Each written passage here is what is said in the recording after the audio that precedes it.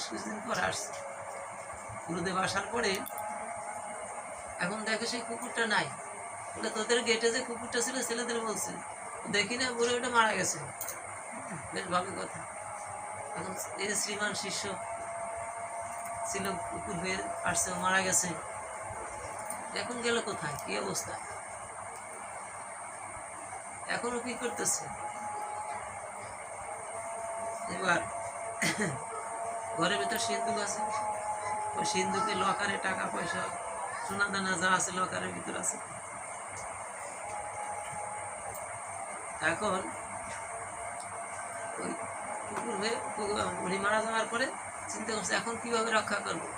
ভগবান তো দৈব কর্মফল তো দৈব শক্তি, যার যে ভাব সেই ভাবের ভিতর তাকে নিয়ে যায়, নিয়ে সেই কাজটা করায়। এবার একটা সর্বজনী দিয়েছে, সাপ হয়ে জন্মগ্রহণ করেছে। এখন সাপ হয়ে কি করবে, চিন্তা করছে যা কিছু আনে ওই যে লকারের ভিতর তো রাখে, ওই সিন্ধুকের নিচে ওই সাপটা রাখেছে। যদি আসে কেউ নিবার এই সিন্ধুকের মালামাল, তাহলে সবল মেরে শেষ করে দিব। এই দায়িত্ব নিয়েছে এখন রক্ষা করার জন্য। এখন গুরুদেব আসছে বাড়িতে, গুরুদেব তো বুঝতে পারছে যে গুরুদেব এসে বুঝতে পারছে যে শিষ্যের কি ক্ষতি হয়েছে।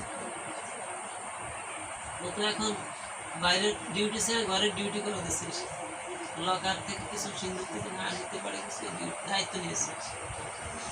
এখন ছেলেদের ডেকে বলছে, গুরুদেব বলছে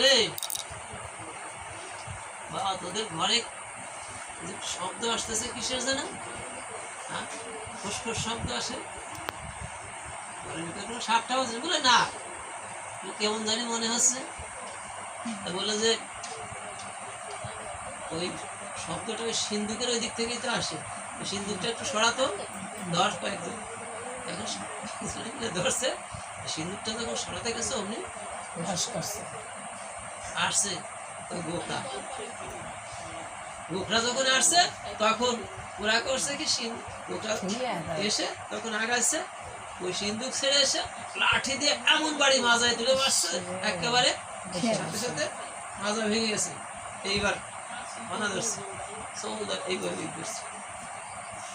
গুরুদেব বলছে তোরা আর বাড়ি দিস না, আর মারিস না। বলে কেন? ও তো ও সাপে তো আমাদের বলে কিছু করবে না, একটা হাড়ি নিয়ে আয়, ওটা আমি নিয়ে যাবো। তোরা একটা হাড়ি নিয়ে আয়,